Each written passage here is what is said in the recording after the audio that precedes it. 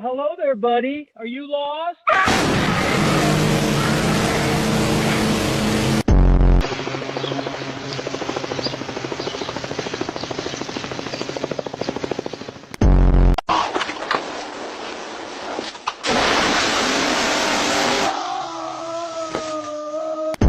Hi, I am Pibble. Wash my belly.